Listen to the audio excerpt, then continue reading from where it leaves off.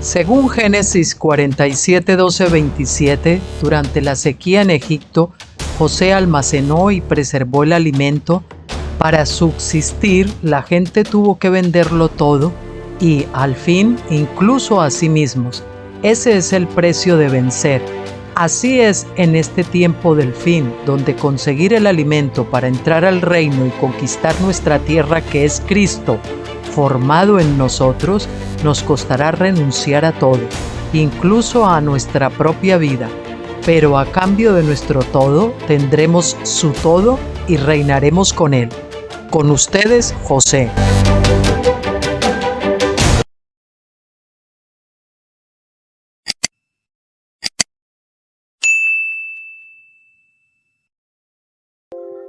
Hola, muy buenas tardes a todos, queridos amigos y hermanos, con ustedes José de nuevo. Bueno, la semana pasada empezamos con carrerillas, pero después el jueves y el viernes pues no pudimos grabar. Bueno, el Señor sabe todas las cosas, aquí estamos ahora y como les dije el otro día, pues vamos a comenzar con uno de los libros nuevos de Stephen Jones, un libro muy cortito, que se titula Una breve historia de la reconciliación universal. Es decir, nosotros ya saben que nos habían contado que el diablo se llevaba, pues no sé, el 90, el 95% con él allí a estar calentitos en el infierno, y que Jesús, que supuestamente había vencido en la cruz, pues al final se quedaba con unos poquitos, y entonces pues él es el que había ganado. Bueno, pues eso no lo creíamos, pero parece mentira, ¿no?, que nos pudiésemos tragar que eso fuese una victoria. Ni siquiera sería una victoria pírrica, sino más bien una derrota en toda regla. Y vamos a ver con este libro que esa no era lo que creía la Iglesia de los tiempos de los apóstoles ni de los padres apostólicos, sino que esa versión empezó a cambiar allá por el siglo IV aproximadamente. Y entonces pues tenemos que volver a las fuentes y tenemos que volver a la escritura, ¿no? Y bueno, pues vamos a comenzar este libro, lo vamos a hacer en 2 tiradas, en 2 sentaditas.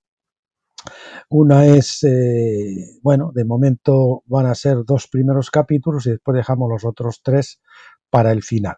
Bien, presentarles, esta es la imagen que él tiene en su página web, el Dr. Stephen Jones, una breve historia de la reconciliación universal, y bueno, los derechos y todo eso. Y bueno, este es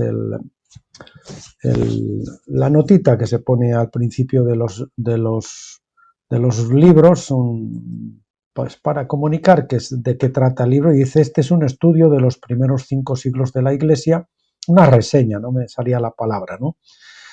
En cuanto a este es un estudio de los primeros 5 siglos de la Iglesia en cuanto a sus enseñanzas sobre la reconciliación universal, conocida por un universalismo. Se refiere, y quiero hacer otro inciso, el universalismo no quiere decir que no haya justicia, es decir, Dios va a juzgar y cada uno va a recibir según lo que haya hecho mientras estaba en el cuerpo. Eso no quiere decir que al final el Señor no pueda salvarlos a todos.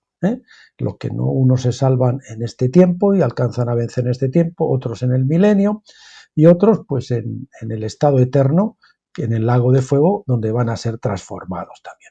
Muestra cómo la reconciliación universal fue la opinión de la mayoría, hasta que los celos de un obispo sin escrúpulos en el año 400 después de Cristo pusieron a la Iglesia por el camino hacia lo que es una herejía, entre comillas, oficial, que es el universalismo, según ellos, ¿no?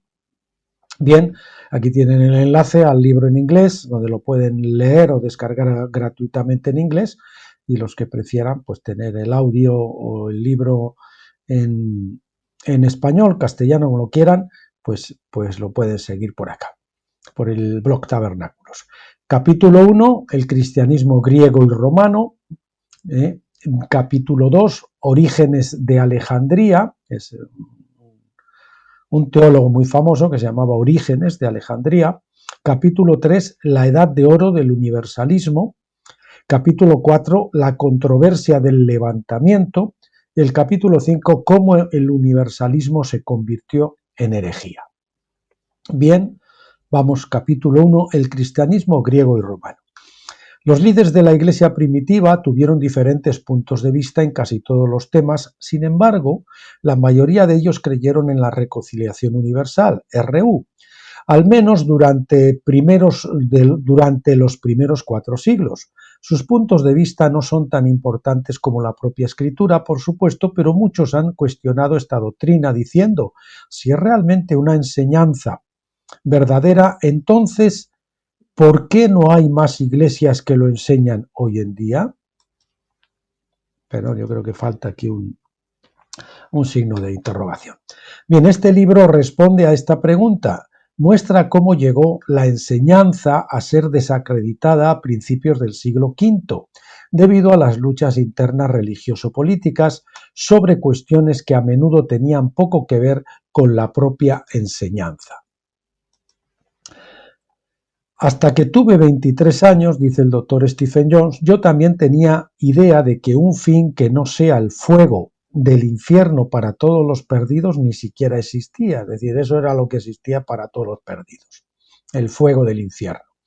Luego leí la primera página de un libro defendiendo la reconciliación universal y horrorizado no volví a tocarlo por otros 8 meses. Se asustó y dijo, ¿cómo? Pero el daño, entre comillas, ya estaba hecho. Después sabía que esa opinión existía y cada vez que leía la Biblia veía decenas de pasajes que enseñaban lo mismo, que decía esa primera página del libro que no se atrevió a continuar leyendo. Y así les va a pasar a ustedes. Espero que por lo menos después de esto ustedes en la Biblia tengan esa mosca detrás de la oreja y digan, ¿será cierto? Van a llegar a pasajes tan claros que ustedes se van a tener que plantear legalmente si van a seguir creyendo lo que la tradición apóstata ha estado enseñando o si van a creer lo que dice la palabra de Dios. Mis ojos se habían abierto y no pude conseguir que se cerraran de nuevo. Sin embargo, durante un tiempo me encogía cada vez que leía acerca de que todas las cosas que se pondrían debajo de los pies de Cristo, cuando leía acerca de que todas las cosas se pondrían, sobra el qué, debajo de los pies de Cristo, lo que se define en términos de las cosas en el cielo, en la tierra y debajo de la tierra, es decir, todas las cosas. Hacía una mueca cada vez que leía, así como en Adán todos mueren, es decir, todos, aquí vamos a subrayar, además de la negrita, todos, también en Cristo, vean otra vez, todos serán vivificados. Sin embargo, algunos han dicho, no, unos poquitos, ¿verdad? Solamente unos poquitos. Me dolía cada vez que leía Romanos 5, leía en Romanos 5 la comparación entre Adán y Cristo, donde a través de un solo hombre todos fueron condenados y así también por un hombre fue dada a todos los hombres la justificación de vida. Es decir, está más claro que el agua en la Escritura. Todos y todos, ¿verdad? Y lo vamos a subrayar también, un solo hombre y todos, que fue el diablo, Adán, y aquí también por un hombre, otra vez, un hombre, y de nuevo todos los hombres. Repetimos. Me dolía cada vez que leía en Romanos 5 la comparación entre Adán y Cristo, donde a través de un solo hombre todos fueron condenados y también por un hombre fue dada a todos los hombres la justificación de vida. Es como que nos duele, como que todos se van a salvar. No, oye, no, eso los malos que la paguen, ¿verdad? Eso es lo que nos habían inculcado y lo que nuestra carnalidad nos dictaba, no entendiendo que Dios tiene un proceso para hacer todo eso, lo mismo que lo ha hecho con nosotros o con algunos, o que lo puede hacer con algunos de nosotros en el tiempo de la vida, después durante el milenio, y algunos después, pues eso, después del juicio del gran trono blanco. Finalmente tomé ese libro, que ahora está fuera de impresión, y lo leí en una noche. Mi vida cambió y en los años que siguieron me informaba con diligencia de cada detalle, cada posible objeción, y busqué el equilibrio entre las declaraciones bíblicas sobre el juicio divino y cómo encaja esto con la restauración final de todas las cosas. ¿Escuchar? el juicio divino y cómo encaja esto con la restauración final de todas las cosas, que si quieren también es la reconciliación universal referida a las personas y la reconciliación de todas las cosas, de toda la creación. Si la Biblia es tan clara en su enseñanza de la reconciliación universal, con Pablo y Juan de pie en la vanguardia en esta enseñanza, son los primeros que la defienden, Pablo y Juan, entonces seguramente deberíamos verla reflejada en los escritos de los líderes de la Iglesia que se sentaron bajo su enseñanza y en las generaciones posteriores, y ciertamente es así. De hecho, fue con mucho la opinión más dominante, especialmente en las iglesias de habla griega de Asia, donde Pablo ministró, así como para la iglesia de Alejandría en Egipto, donde Tomás ministró antes de irse a la India. En las primeras décadas el evangelio estaba más restringido en Roma que en otros lugares. Aunque muchos sabían griego, la lengua dominante era el latín y se necesitó más tiempo para que las escrituras fueran traducidas al latín. Del mismo modo, los griegos y los romanos tenían intereses diferentes. Los griegos, con todas sus estatuas clásicas, intentaron representar la virtud, la belleza y la perfección. Se encontraban en una búsqueda por el ideal, el hombre perfecto. Los romanos, por su parte, tenían un imperio para administrar y controlar, por lo que se refirieron principalmente a la búsqueda de la ley y el orden. Estaba pensando mientras leía ese párrafo que por qué se impuso al final esa versión del infierno de fuego para todos los que no en esta vida entraron en vereda. Pues lógicamente el temor del infierno, saber que con el temor, como hace ahora el globalismo, a través del temor pueden sojuzgar y manipular mejor a las masas, a la gente, ¿verdad? Para que hagan lo que ellos quieran. Para que no piensen, sino para que hagan los que le dicen los cuatro pensantes por ahí o que se creen los cuatro pensantes. Pero el temor, es decir, echar la barca por el lado de la izquierda, es decir, del lado del juicio, no es pescar, por gracia. Para eso hay que echar, como dijo el Señor, echa a la derecha, del lado de la gracia. Es el lado de la derecha. Es decir, no, Dios ya te ha perdonado, Dios ya te ha conciliado, ahora lo que quiere es que tú aceptes esa reconciliación. No, arrepiéntete o quémate eternamente en el infierno, ¿no? Ese es el temor, para controlar a la gente. Bien, es por lo que los cristianos romanos, como Lactancio, Tertuliano y el propio Agustín, un católico, representaban a Jesús como el Dios de la ley y el orden. Su concepto de la justicia divina siguió la idea romana de que para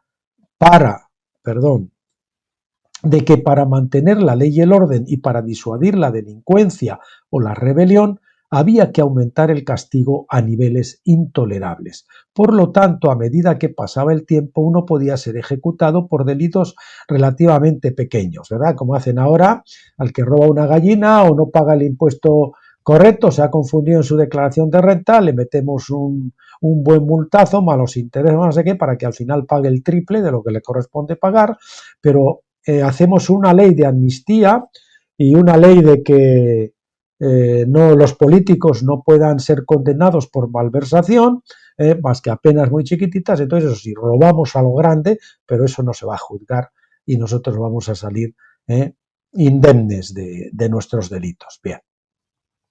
Por lo tanto, a medida que pasaba el tiempo, uno podía ser ejecutado, como decíamos, por delitos relativamente pequeños.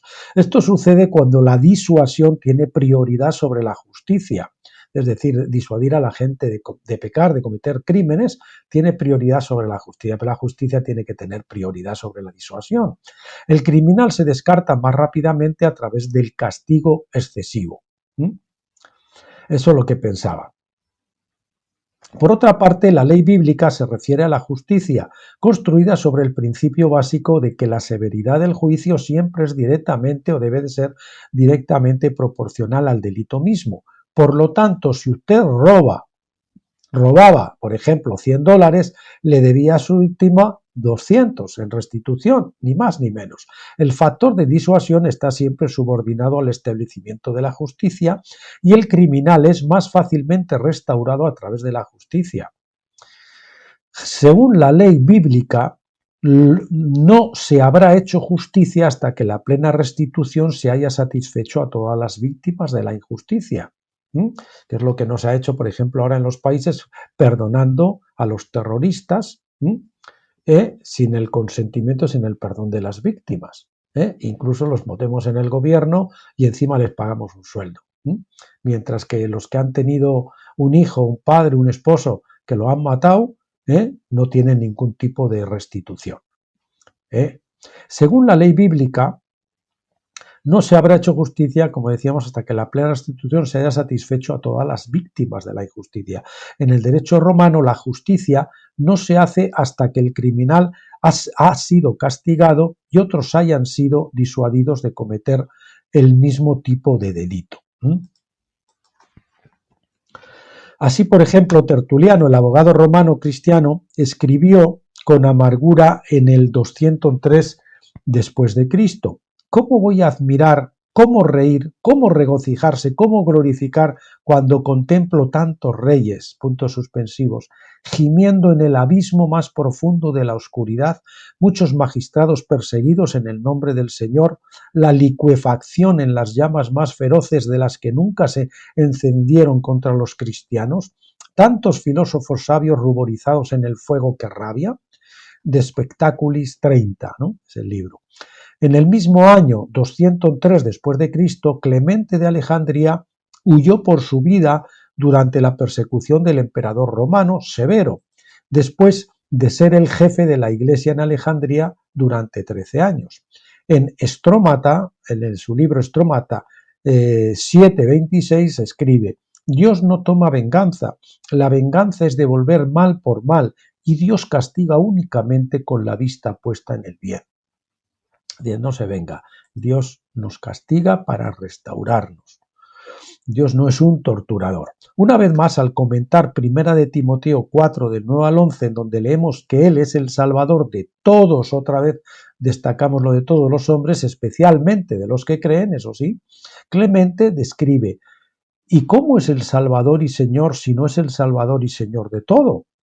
Pero Él es el Salvador de los que creen y el Señor de los que no han creído, porque Él es el Señor, sigue siendo el Señor, porque todas las cosas están dispuestas con vistas a la salvación del universo por el Señor del universo, tanto, puntos suspensivos, pero las correcciones necesarias a través de la bondad del gran juez que supervisa, tanto por los ángeles acompañantes y a través de varios juicios preliminares o a través del gran y final juicio, obligarán a los pecadores notorios a que se arrepientan.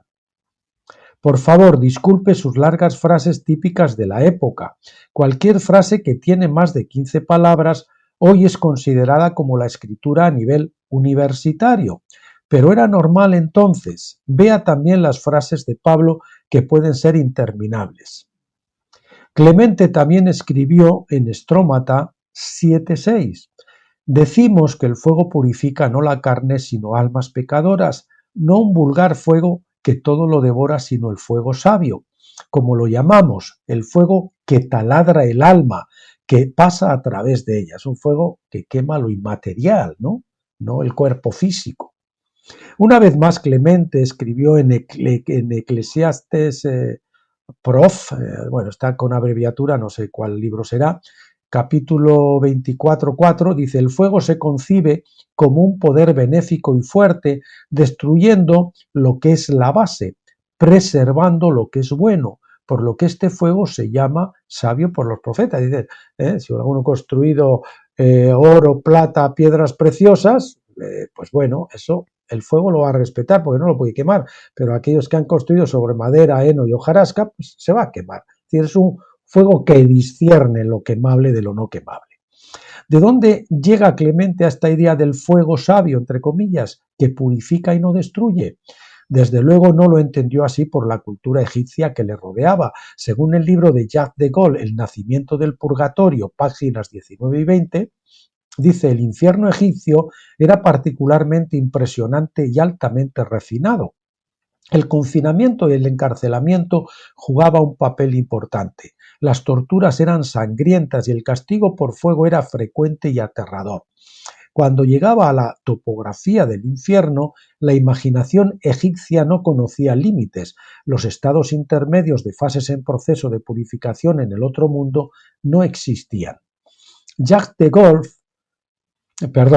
Jacques de Goff también nos informa en la página 53 del contraste entre la visión egipcia del castigo divino y la de los primeros cristianos.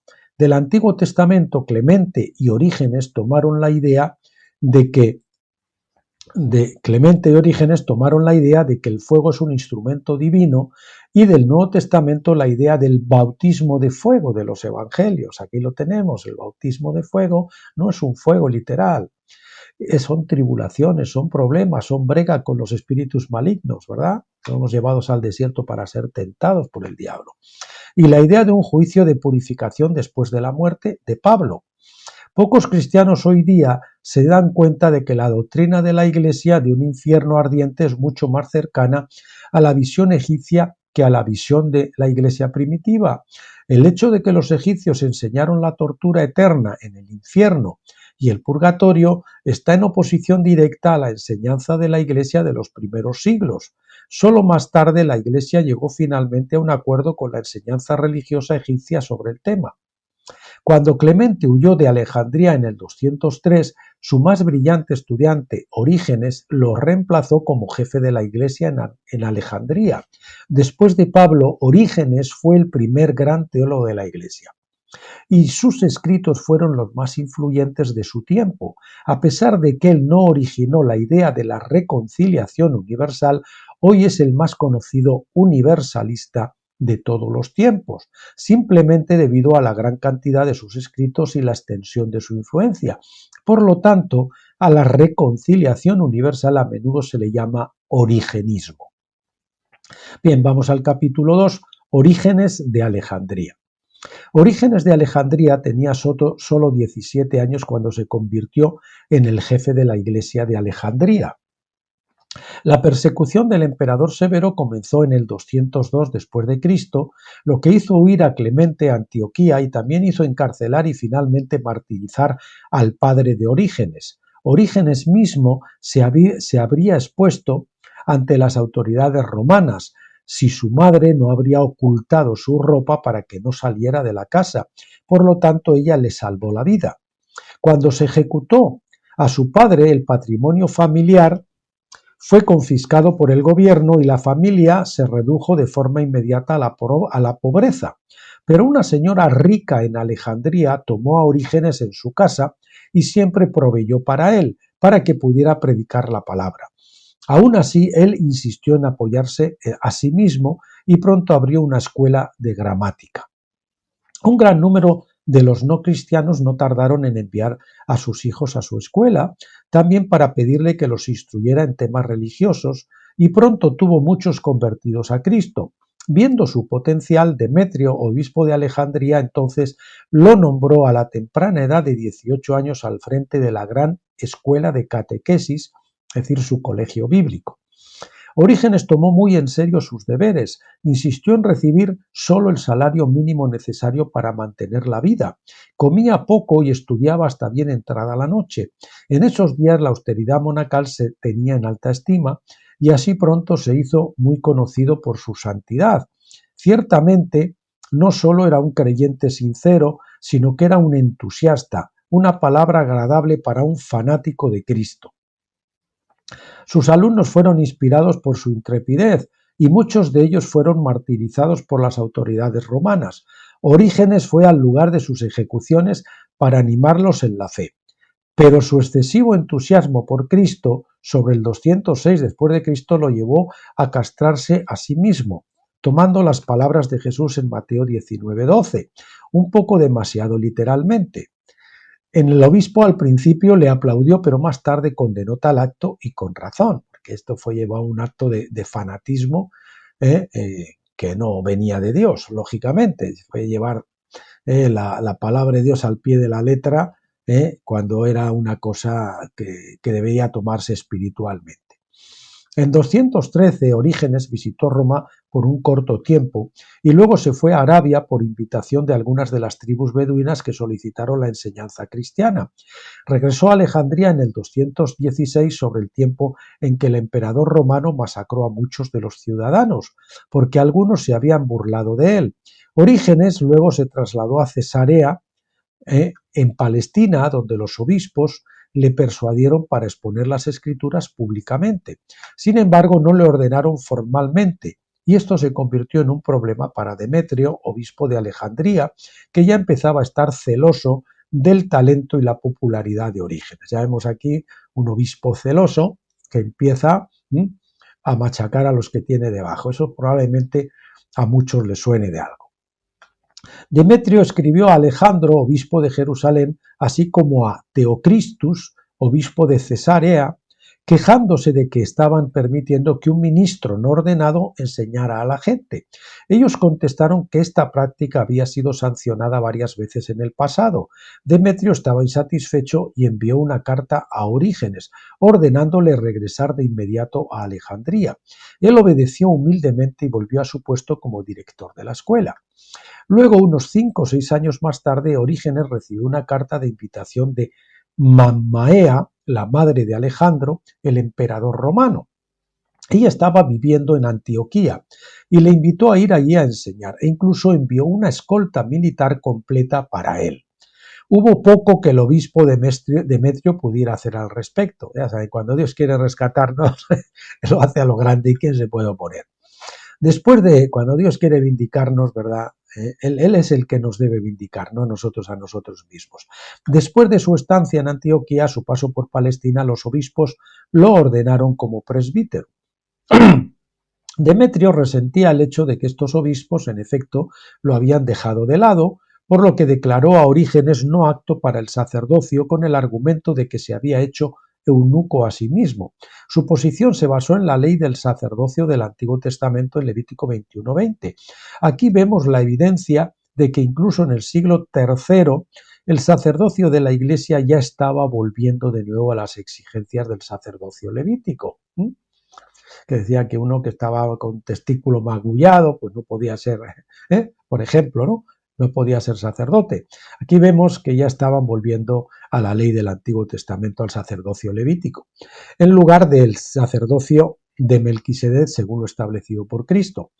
Por este tiempo Orígenes había escrito una serie de libros y comentarios que estaban siendo repartidos en todo el mundo de habla griega, haciendo de él uno de los maestros bíblicos más conocidos de la época. Mientras tanto, Demetrio le hizo la vida difícil a pesar de su humilde sumisión, por lo que no pasó mucho tiempo antes de que decidiera retirarse a Palestina en el 231, donde fue calurosamente recibido por los obispos de allí.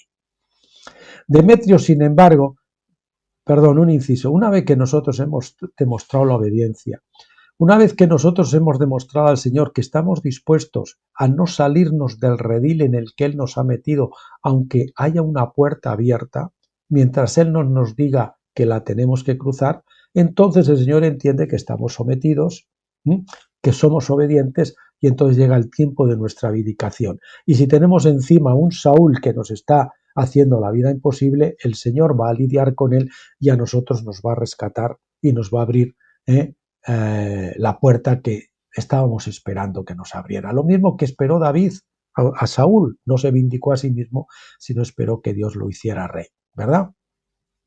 Él tuvo a Saúl en su mano en varias ocasiones y sin embargo dice, no, levantaré mi mano contra el ungido del Señor. Le esperó a que el Señor lo vindicara.